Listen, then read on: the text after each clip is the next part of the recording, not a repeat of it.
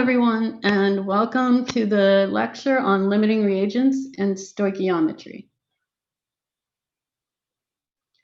So far in this course, we've worked with reactions in which we could assume that the reactants are present in the exact amounts to react completely and form product. But in reality, in the lab, one reactant usually limits the amount of product that can form.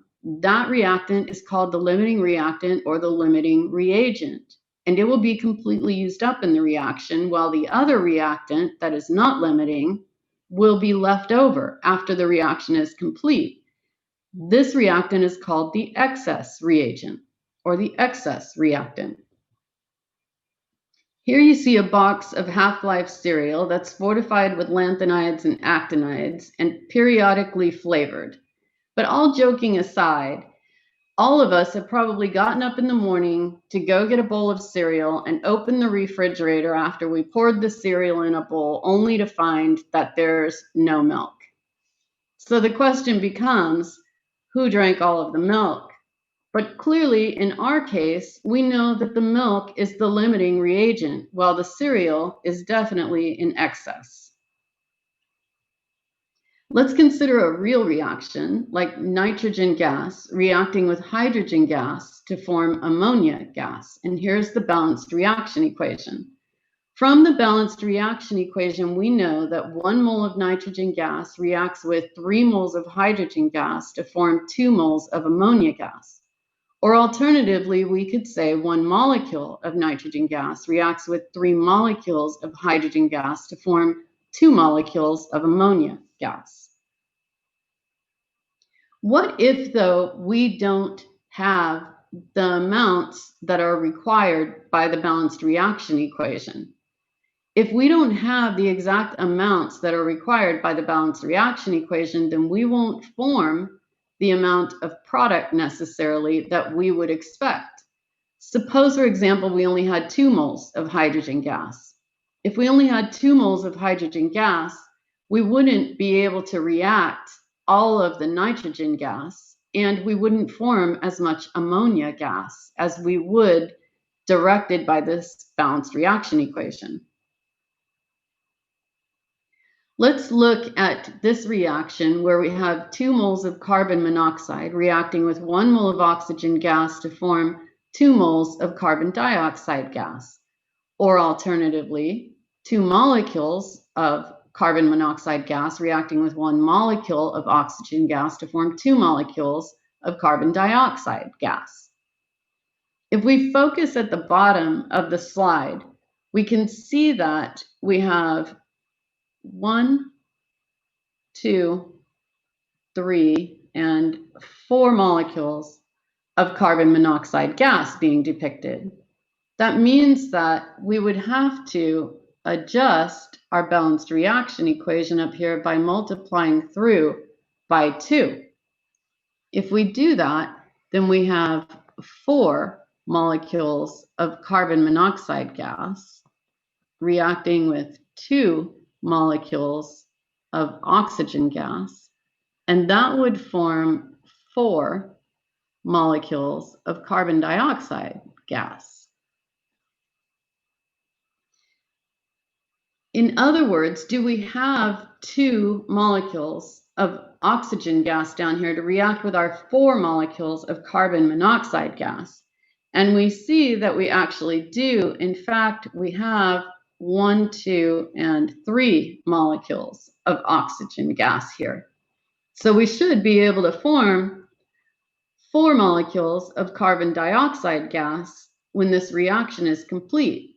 And we certainly do form 4. Here's 1, 2, 3, and 4 molecules of carbon dioxide gas. But we see that we have 1 molecule of oxygen gas left over because we started out with 3. We only used 2 in this reaction. So we have excess oxygen gas when the reaction is complete. That means that our limiting reagent is carbon monoxide. How do we determine the limiting reagent if we don't have little pictures of molecules. We can do this using dimensional analysis and calculations. We have to include the stoichiometry. If we exclude the stoichiometry, then we cannot show in the calculation that we were able to go from the reactant to the product. There are several approaches to this, but the major method is to compare the quantities and then determine which one is in excess and which one is limiting. So when we look at this problem, where we have a reaction between aqueous calcium hydroxide and hydrochloric acid to form aqueous calcium chloride and water, and we react 1.00 times 10 to the 2 grams of each of those two reactants, we want to know what is the limiting reactant, what reactant is in excess, and what is the theoretical yield of water. Now, the theoretical yield is the yield that we would get in a perfect world. In other words, every atom, every molecule, or every ion or formula unit is going to collide with the other reactant with enough energy to overcome the energy of activation and in the correct orientation that we will produce product. In reality, that seldom happens. And so we will have some reactants that are remaining while we use up the other reactant, giving us less actual yield in the experiment than we would get if we calculate the yield in a perfect world. So we need a plan, and step one is going to be write the balanced reaction equation. We can't use stoichiometry if we don't have the balanced reaction equation, and we can't go from component A to component B, i.e. the reactant to the product, if we don't have mole ratios and the stoichiometric coefficients from the balanced reaction equation. We'll find the limiting reactant by calculating the amount in moles of H2O in this case, which is the product that we're interested in the theoretical yield of. And we'll determine that from each given mass of each reactant. And we'll use stoichiometric coefficients to get from those reactants to the product, in this case, water. Then we'll determine what's excess and what produced that excess amount. And that will be our excess reagent. And then we'll convert the moles of water that's produced by the limiting reagent to grams of H2O, because moles are an amount, and we want the theoretical yield. We cannot measure moles in the lab, but we can measure grams on a balance in the lab. So we need to report our theoretical yield in terms of a species we can measure in the lab, unless we're told otherwise. So here's the problem again. We're considering this reaction between calcium hydroxide and hydrochloric acid to form calcium chloride and water. And the first thing we need to do is write the balanced reaction equation. So we start with calcium hydroxide. We know that calcium has a +2 oxidation state and hydroxide has a -1 charge. So we use those charges and charge balance to write the chemical formula. Calcium hydroxide reacts with hydrochloric acid, chlorine with a -1 oxidation state, hydrogen with a +1 oxidation state. Charge balance gives us a chemical formula where the hydrogen and the chlorine are 1-to-1. And then our products, aqueous calcium chloride, calcium with a +2, chlorine with a -1. So we need 2 chlorines for every calcium to get charge balance. And the other product we form, the one we're interested in here, is liquid water. Now we need to balance this reaction equation. We have 1 calcium on each side of the reaction arrow. We have 1 chloride on the left and 2 chloride on the right. So we're going to put a 2 in front of the HCl to resolve that. Now we have 2 hydrogens in the hydrochloric acid and 2 hydrogens in the hydroxide on the left. We have 2 hydrogens total on the right. So we put a 2 in front of the H2O to resolve that. Now the reaction equation is balanced, we can go forward and work out this problem. We can start with calcium hydroxide, and we know that we have 1.00 times 10 to the 2 grams of calcium hydroxide. Notice that I write calcium hydroxide because I'm not going to finish this dimensional analysis with calcium hydroxide. And I want to keep track of what I'm cross-canceling, because you can only cross-cancel two completely different substances if you're using stoichiometric coefficients from the balanced reaction equation. I cannot cross-cancel grams and moles of two different substances. My molar mass has to be the same substance. So I'm going to use molar mass of calcium hydroxide to get to moles of calcium hydroxide so that I can use the balanced reaction equation mole to mole ratios of the stoichiometric coefficients. I'm going to put grams of calcium hydroxide on the bottom because I know that I don't want to keep grams of calcium hydroxide. I'm after moles of water. I want to know how many moles of water can I produce from 1.00 times 10 to the 2 grams of calcium hydroxide. My molar mass is going to include 1 mole of calcium hydroxide, and I put that on the top. They gave me the grams per mole of calcium hydroxide in this question, which, keep in mind, won't happen on exam 2. You'll need to calculate that. But here it's given, so we're going to use what they gave us, 74.09. Since I don't want moles of calcium hydroxide, ultimately I want moles of water, I'm going to put moles of calcium hydroxide on the bottom of my next conversion factor. I want moles of water, so I'm going to put moles of water on the top because I know I can use the stoichiometric coefficient and the mole ratio to get from moles of calcium hydroxide to moles of water. I see from my balanced reaction equation that there is 1 mole of calcium hydroxide, since there is no stoichiometric coefficient out in front of it. There are 2 moles of water. And now I can cross-cancel grams of calcium hydroxide, moles of calcium hydroxide. I'm left with moles of water, which is what I'm looking for. So now I'm going to do the calculation.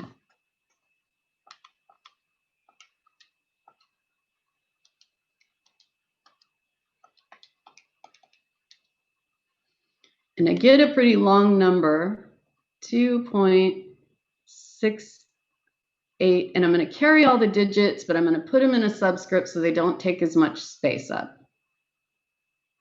2763246. And again, this is moles of water that can be produced in the best of all worlds from 1.00 times 10 to the 2 grams of calcium hydroxide. Now I'm going to try to determine how many moles of water can be produced from 1.00 times 10 to the 2 grams of hydrochloric acid.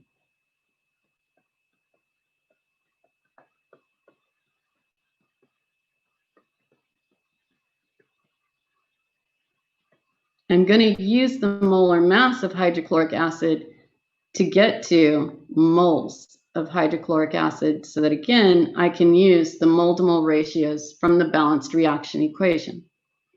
And so hydrochloric acid's molar mass is given in the problem. It's 36.46 grams per mole.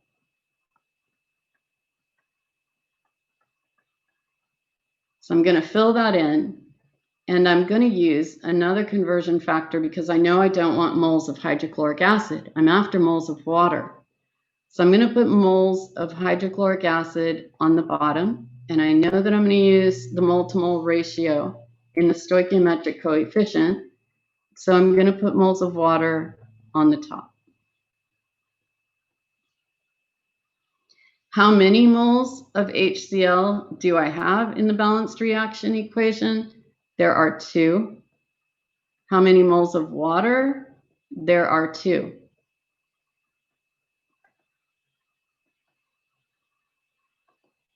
Now I can cross cancel grams of HCl and moles of HCl. I have moles of water. That's what I'm looking for. And so I can do the calculation.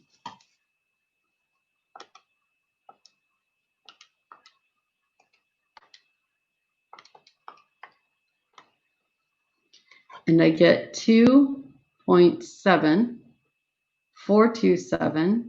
And I'm going to put these numbers as a subscript. 42731.761. And these are moles of water that I can produce from 1.00 times 10 to the 2 grams of HCl. Now I'm going to compare how many moles I produced with calcium hydroxide to how many moles of water I produced with HCl. And I'm going to determine which amount is less. What I see is that I could never produce 2.742731.761 moles of H2O because I will run out of calcium hydroxide before I produce that amount. In other words, calcium hydroxide is my limiting reagent, and I'm going to run out of calcium hydroxide before I can use up all of the HCl, which is in excess.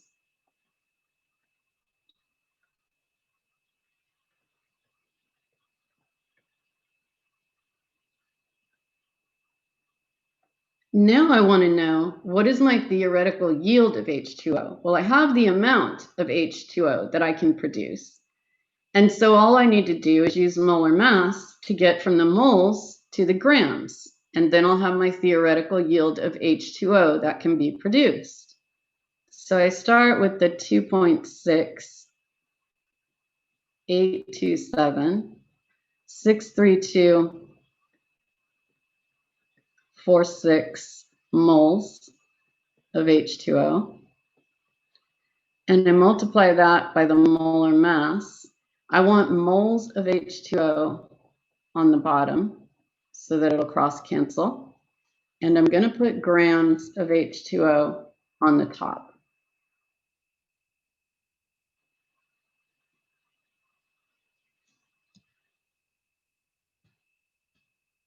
And the computer is going to give me a little hassle here. So 1 mole of H2O, 18.02 grams of H2O, which is actually given in the question as well.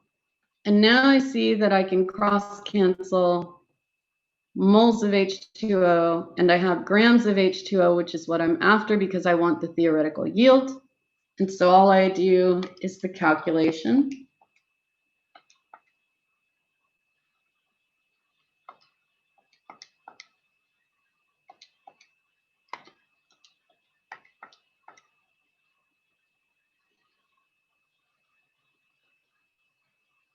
And I get 48.3433. And I can cut it off there because I know that I only have 3 significant figures to deal with here. And so I've carried out enough places that I can deal with those. I don't know why the screen is jumping around like this. My apologies.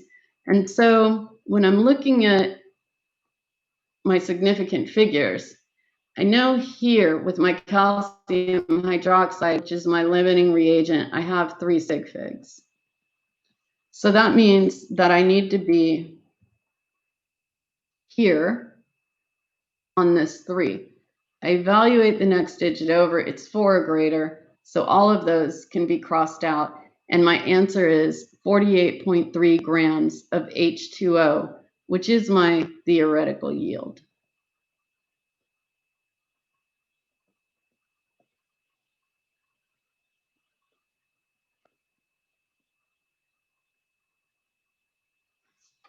And here is the solution for that particular question. I want to point something out to you, though, before we move on. You notice that two things. And so because of the slide space, we've stopped here. You wouldn't normally stop there. You would go all the way through the dimensional analysis like we did on the previous slide. And it would be the same issue here. You wouldn't stop there. You would go all the way through the dimensional analysis, which will give you the most accurate number when you finish the calculation. The other thing I want to point out to you is that here we have 2.69941965 moles of H2O produced by calcium hydroxide. And here we have 2.7427317761 moles of water produced in this reaction by hydrochloric acid. Notice if we had rounded those, for example, if we had rounded to 2.7 and we had rounded here 2.7, we wouldn't know which is the limiting reactant. Sometimes these molar amounts that we produce effect from different reactants get very, very close to one another, even closer than this. So if you don't carry all of your digits, you may not get the correct answer in the end. The last thing that I want to point out to you is the stoichiometric coefficients. And so a lot of students would feel like they could leave this mole ratio out because there are 2 moles of HCl to 2 moles of H2O. And of course, 2 over 2 is equal to 1. But I'm going to point out to you that it's not just the numerical value that we're after here. We're after the conversion of the moles of HCl to the moles of H2O. And if you don't show me this by demonstrating it on your test, I cannot read your mind that you realize that there is a 1-to-1 ratio there. And that's why you're skipping it. For me, if I'm looking at your work and you stop here, I'm going to say all you calculated is the moles of HCl. You have no idea how many moles of H2O you're going to produce from this reaction. So you have to demonstrate your work to me because, again, I cannot read your mind when I'm grading your exam. I grade what you demonstrate. So don't forget to show your mole-to-mole ratios. Even if the numerical value is the same, you're showing the conversion from one substance to another substance with that mole ratio. So let's have a look at this year turn. We're looking for the theoretical yield of NO. And so literally what we want are the grams of nitrogen monoxide. Questions on the test probably won't have in parentheses how many grams can form. We're going to expect you to know that if you're after the theoretical yield, unless you're told to calculate moles, you're going to calculate the grams because the theoretical yield that can be measured in a lab is mass. We're reacting 30.0 grams of ammonia and 40.0 grams of oxygen gas. And they've already given the balanced reaction equation.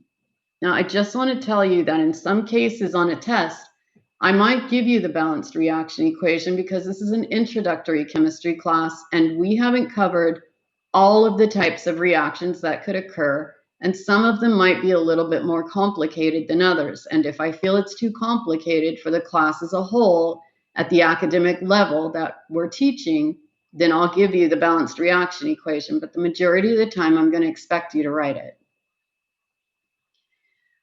And the majority of the time I'm going to expect you to write it from the names of the reactants, so you'll have to derive the chemical formulas. So we see that we're reacting 4 moles of ammonia with 5 moles of oxygen gas to form 4 moles of nitrogen monoxide and 6 moles of water. We start with our 30 grams of NH3. Now, it doesn't matter. You could have started with the 40 grams of O2 if you want to.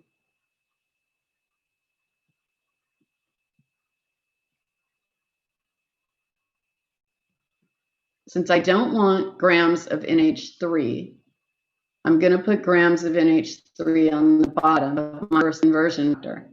I know in order to use the stoichiometric coefficients to get from NH3 to NO, I have to be in the units of moles. So I'm going to get NH3 into mole units by using molar mass.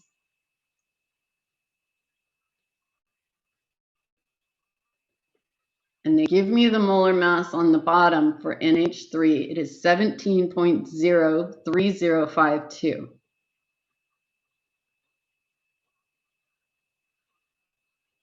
Since they give me that value, I'm going to use the full value that was given because the answers that will be aligned in multiple choice will align with that particular value of molar mass. Now, I know I don't want moles of ammonia because I'm after moles of nitrogen monoxide. So I'm going to put moles of ammonia on the bottom of my conversion factor so it will cross cancel. And I know I can use the mole-to-mole ratios of the stoichiometric coefficients in the balanced reaction equation to get from moles of ammonia to moles of nitrogen monoxide. When I look at the balanced reaction equation, I can see that I have 4 moles of nitrogen monoxide and I have 4 moles of ammonia. Again, that is 4/4, which is a value of 1, but I'm trying to show a conversion from moles of ammonia to moles of nitrogen monoxide.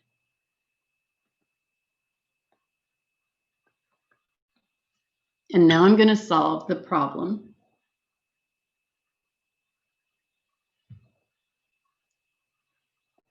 Because I know that I've cross-canceled grams of ammonia and moles of ammonia. I have moles of nitrogen monoxide that are produced by 30.0 grams of ammonia, and I want to compare that to the amount of nitrogen monoxide that I can produce from 40.0 grams of oxygen. So when I do this calculation,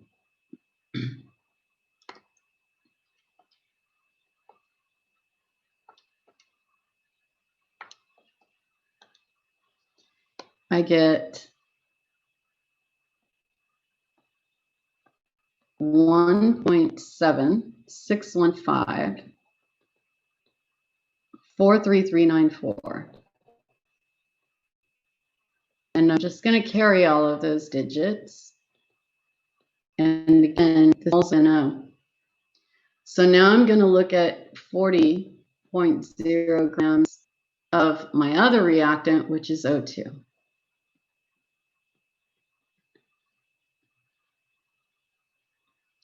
Knowing I don't want grams of O2, I'm going to put it on the bottom of my first conversion factor. And they give me the molar mass at the bottom. It's 31.9988.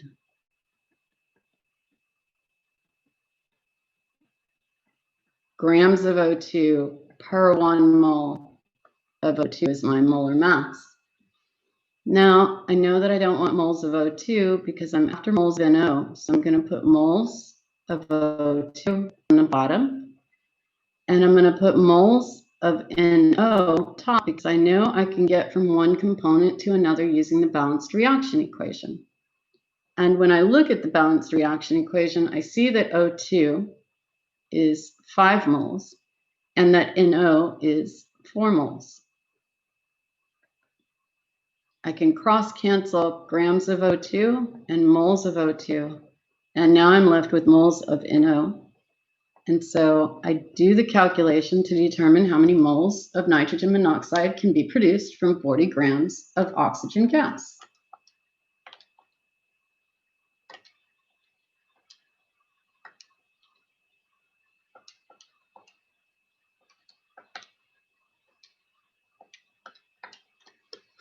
And I get 1.00, and I'm going to carry some digits, 0.03751, and this is moles of NO.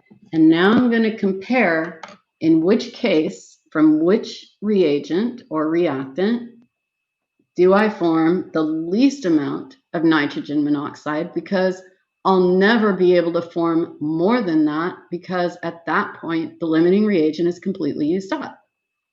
So I'll never form 1.7615433394 because after I form 1.000037501 moles of nitrogen monoxide, all of the O2 is going to be used up.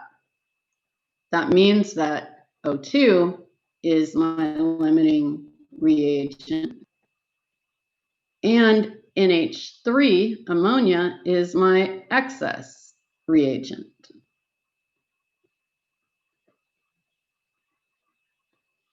I need to determine what the theoretical yield is of nitrogen monoxide. Well, I know how many moles of nitrogen monoxide can be produced now. So I start with that number of moles.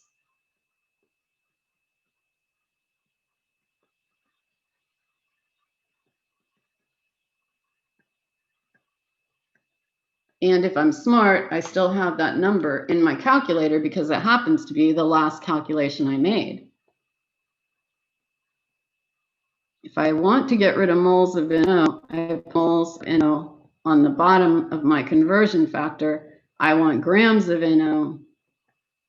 So I'm going to use molar mass of nitrogen monoxide, and I know in 1 mole of nitrogen monoxide, there is 30.0061 grams. And now I just do the math because I know that I've cross-canceled moles of NO, and I now have grams of NO. That's going to be my theoretical yield.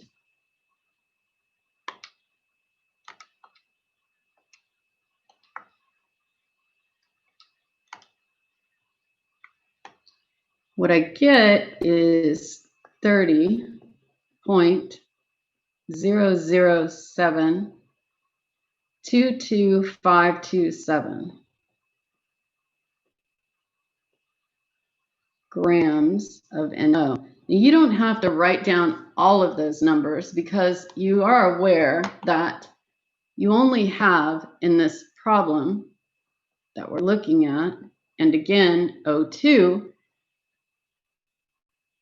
is our limiting reagent, and so we're looking at the 40.0, and then all multiplication and division. There are 3 significant figures here, so our answer will have 3 significant figures. That puts us here. So we look at the next digit over, which is 0, so it's 4 or less. And we know then that our answer, our theoretical yield of nitrogen monoxide then is 30.0 grams of NO. Now, students will often get a little freaked out on a test and start some real circular logic when a professor puts a question like this on the test, and here's why. When you're on a test, you're very focused into what you're doing. So being focused in, you would probably see that you have 30.0 over here, that you have 30.0 here, and that your answer comes out to 30.0. And students start some kind of irrational thinking that their answer must be wrong because it's in direct conflict with starting out with 30.0 grams of NH3, but that kind of irrational thinking will cause you to go back and rework a problem that you really don't need to rework. The answer here is indeed 30.0 grams of nitrogen monoxide.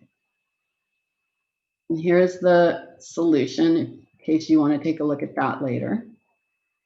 And now let's look at this your turn. And normally I would start letting the class do their own your turns. You notice on the last lecture, I left a your turn for you to do. And I typically allow students to work through the your turns, but this one is particularly tough. And the reason it's particularly tough is because of this mercury 1 nitrate. Mercury likes to behave like a diatomic molecule. And so in this case where we have mercury 1 nitrate, mercury wanting to behave like a diatomic molecule is going to want to have something that's like this.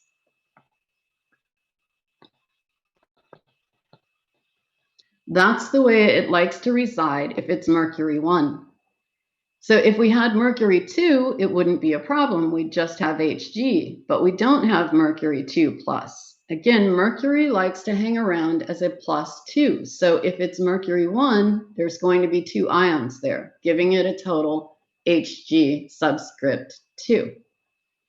So knowing that, let's start writing the balanced reaction equation. So we have 1 gram of each of our reactants. So that will make this calculation fairly straightforward. We start with potassium chloride. Potassium has a +1 oxidation state. Chlorine has a +1 oxidation state. So they come together 1-to-1 to form a neutral compound with charge balance between those oxidation states. We know it's solid because we're weighing out a gram. And then we have mercury 2 nitrate. And we know mercury is going to be like a diatomic. Nitrate has a -1 charge, so we're going to have 2 of those. And this is also solid because we're weighing out a gram of it. The products tell you, because we're asking for the theoretical mass of mercury 1 chloride.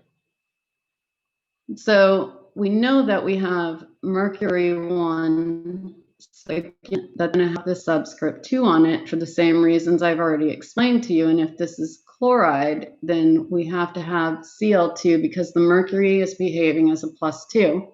And so we have to have 2 chloride ions to get charge neutrality in writing this balanced formula.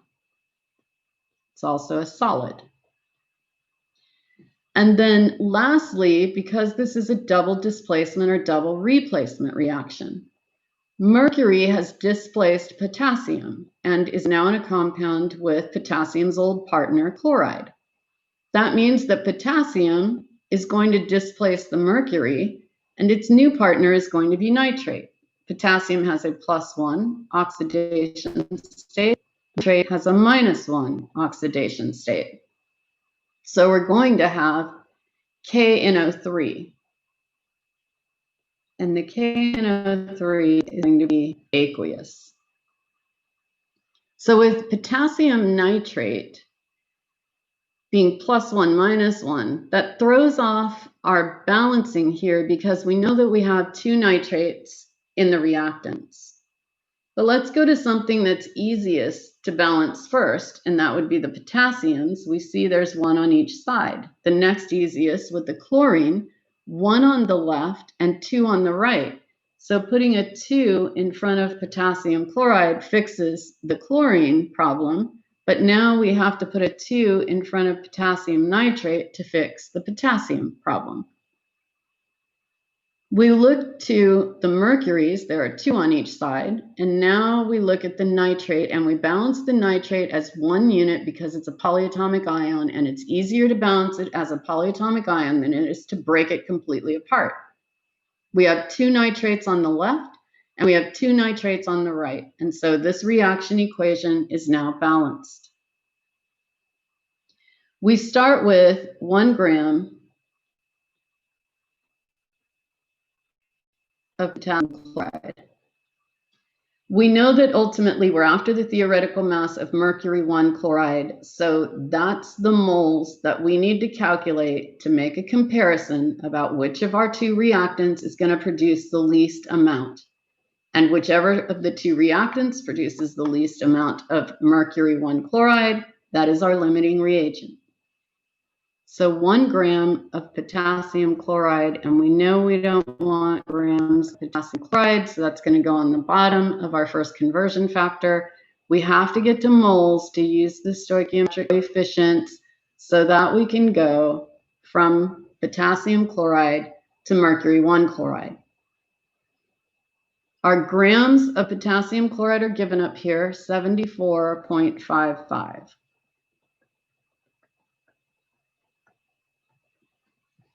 And now I need another conversion factor because I have to cancel out moles of potassium chloride and get to moles of mercury 1 chloride. So I'm going to put moles of potassium chloride on the bottom of my next conversion factor. And I'm going to put moles of mercury 1 chloride on the top. of this conversion factor. When I look at my mole to mole ratios, I see that I have 2 moles of potassium chloride to 1 mole, because the moles in front are invisible on the balanced reaction equation, of mercury 1 chloride. And now I can cross cancel grams of potassium chloride, moles of potassium chloride, and I'm left with moles of the product that I want to calculate the theoretical yield for.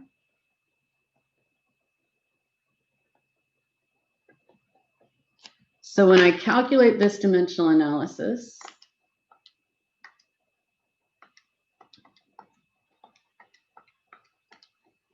I get 0.0067, and I'm going to keep the numbers 0.6908, and again, these are moles of mercury 1 chloride.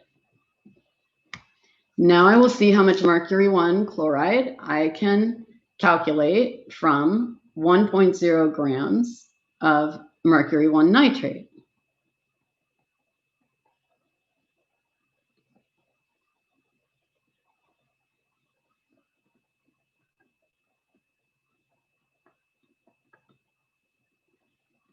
I'm going to put mercury 1 nitrate on the bottom of my first conversion factor because I know that I don't want grams of mercury 1 nitrate. I'm going to use molar mass of mercury 1 nitrate so that I can get to moles and use the stoichiometric coefficients in the balanced reaction equation. The grams of mercury 1 nitrate are given 525.19, and you should calculate that on your own later to prove to yourself that mercury 1 nitrate is indeed Hg2NO3 2. Now, I have moles of mercury 1 nitrate, but as you know, that's not what we are looking for. We're looking for moles of mercury 1 chloride. So I'm going to put moles of mercury 1 nitrate down here on the bottom. And I'm going to put moles of mercury 1 chloride on the top. When I look at the balanced reaction equation, I can see that mercury 1 chloride has 1 mole. And mercury 1 nitrate also has 1 mole. And again, I'm not going to skip this step on the test because I'm demonstrating that I know how to get from moles of mercury 1 nitrate to moles of mercury 1 chloride. I do know at this point that I should cross cancel what I have, grams of mercury 1 nitrate, moles of mercury 1 nitrate, just so I can make sure in a millisecond that I have set up my dimensional analysis correctly. Because if your dimensional analysis has one flipped conversion factor, that could give you a 0. Even if you flipped the last conversion factor that says 1 mole of mercury 2 chloride over 1 mole of mercury 1 chloride over 1 mole of mercury 1 nitrate, even if you flipped that conversion factor, you would get the same numerical value, but I would mark your problem, your entire problem, wrong, because you're not showing me that you understand how to convert from mercury 1 nitrate to mercury 1 chloride effectively with dimensional analysis. So everything has to be set up correctly.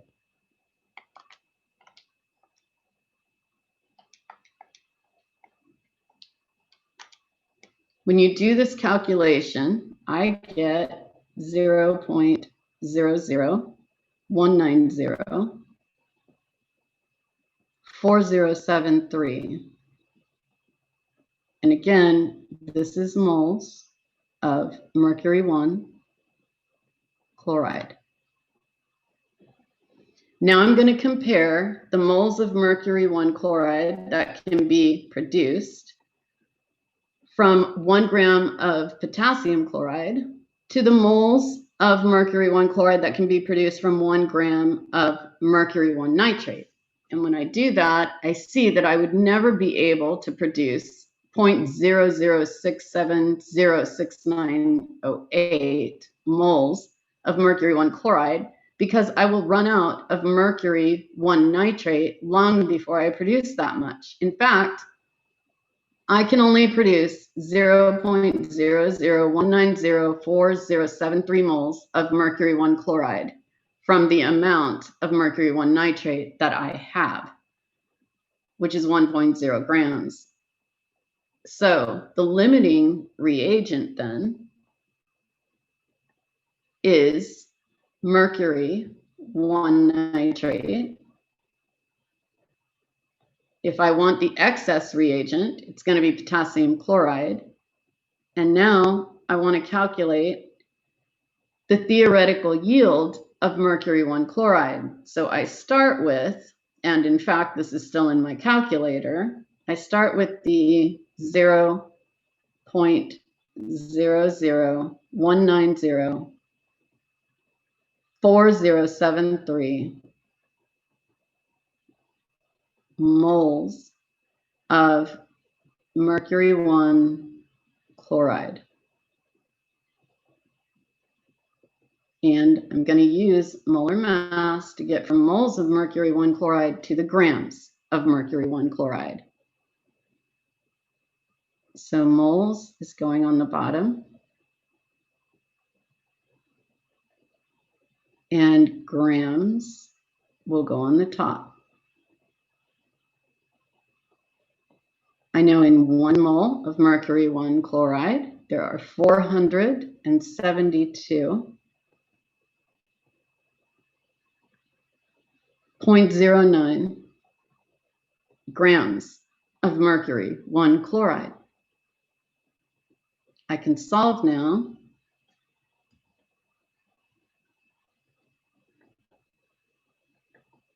Because I'm cross-canceling moles of mercury 1 chloride, and I have left only grams of mercury 1 chloride.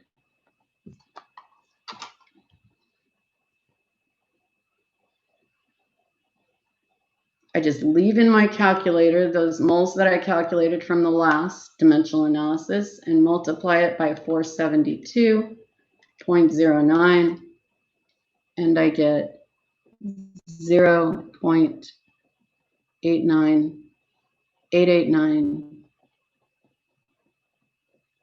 I know that I can stop there because I know that I only have 2 significant figures in either case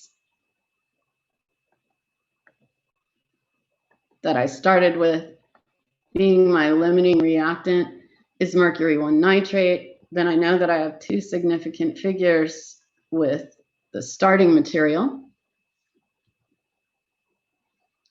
That puts me here.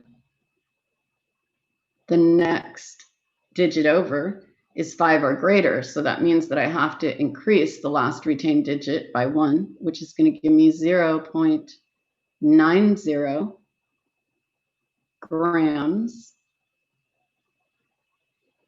of mercury 1 chloride as my theoretical. I'm sorry, the screen keeps jumping. I don't know why it's jumping when I'm not even touching it. So I don't know why it's being so sensitive. And there isn't an automatic direct to go to the next slide. So I don't understand. But so my apologies if that's distracting. I know it might be. So we have a total of 0.90 grams of mercury 1 chloride. And again, that is our theoretical yield.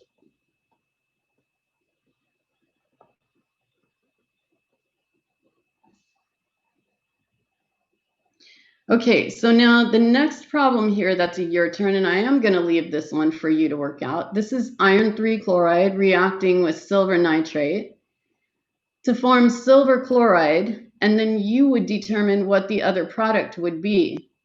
Believe me, you have to determine what the other product is, or you cannot balance the reaction equation, and you have to have a properly written and balanced reaction equation, or you cannot use mole ratios from the stoichiometric coefficients in order to go from reactant to product. The other thing I want to point out to you is we've been going from reactant to product every time, making a determination. about what our theoretical yield is. But when you're doing these kinds of reactions, you can also go from the product back to the reactant and determine how much reactant you would need to form a certain amount of product. So you're doing a reaction in the lab and you know you need a certain amount of product to test for other chemical properties. So you do the stoichiometric coefficients from the balanced reaction equation. You say, this is how much product I need. And then you calculate back to the reactants to determine how much, what is the mass of the reactants I need to react to form this mass of the product. So you can use stoichiometric coefficients to go either direction. Now, I'm going to leave this one for you, but again, you need to write out the balanced reaction equation. That means you're going to have to determine what the other product is and then balance it. So lastly, let's talk about actual versus theoretical yield and also percent yield. In the lab, I've already explained to you that we really don't determine the theoretical yield. The theoretical yield is the yield that you're going to get in the best of all worlds, in a perfect world, in fact. And so it rarely happens that way in the lab. And this can be due to, as I said, and usually is due to, as I said, not every single atom, molecule, or ion in the reaction vessel is going to collide and form product, because not every one of them will collide in the correct orientation with the amount of energy that's required for that reaction to go forward and form product. Other issues can be errors that, experimental errors, experimental mistakes, side reactions. So in a lot of reactions, you have a side reaction that forms a separate product, not the product that you want. And there can also be contamination that's going on, and a host of other events that as you get more and more involved in chemistry, you understand, because there are more chemical related events that occur. So we describe the experimental yield as being the actual yield. That's the yield that we actually produce in the lab when we do the experiment. And we can compare the actual yield to the theoretical yield to determine what is our percent yield. The amount of product that's predicted by the limiting reagent is theoretical. The percent yield relates the actual yield that you obtained in the lab doing the experiment to the theoretical yield that is calculated. So the percent yield, also calculated, is the actual yield divided by the theoretical yield and then multiplied by 100. Now let's just think about this for a second. If you wanted to calculate, for example, your exam percent in a course, and suppose on the exam you got 61 out of 150. Let's hope not, but let's just say it, worst case scenario. Then you would divide what you actually got, your actual number of points, by the possible number of points that you could have gotten if you had 100% on the test. We multiply this by 100. So again, this is the number of points you earned.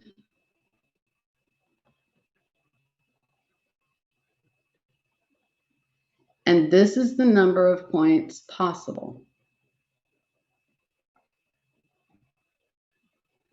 in a filter.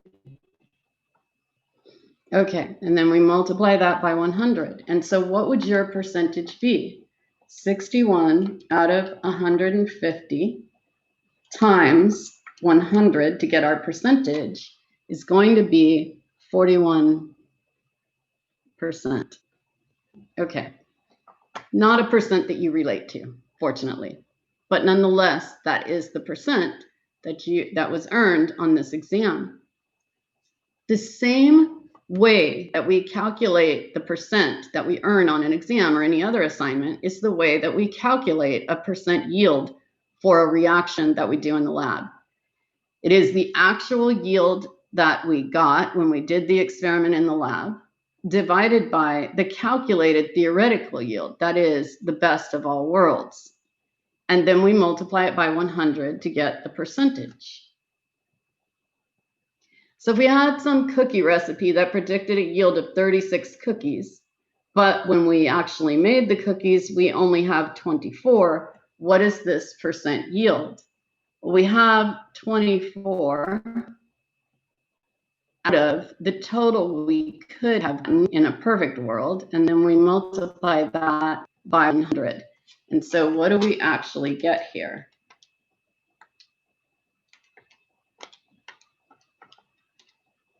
That is 67% yield of our cookies.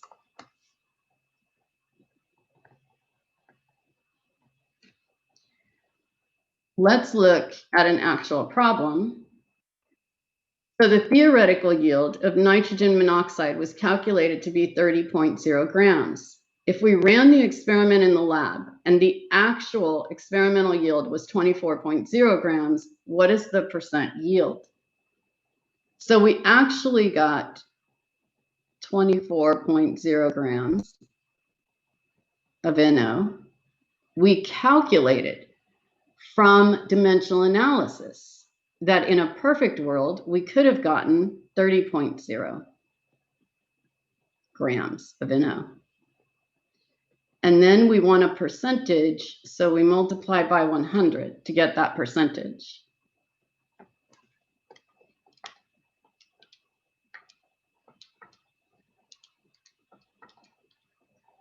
This is 80.0%.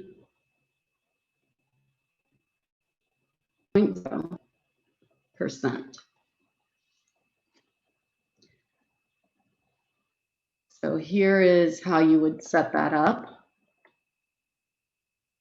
And these are fairly straightforward calculations to make for percent yield. And that wraps up our lecture. As always, if you have any questions, then contact me either by email or bring your questions to Chem at Night mentorship on Tuesday and Wednesday evening. And I'll talk to you soon.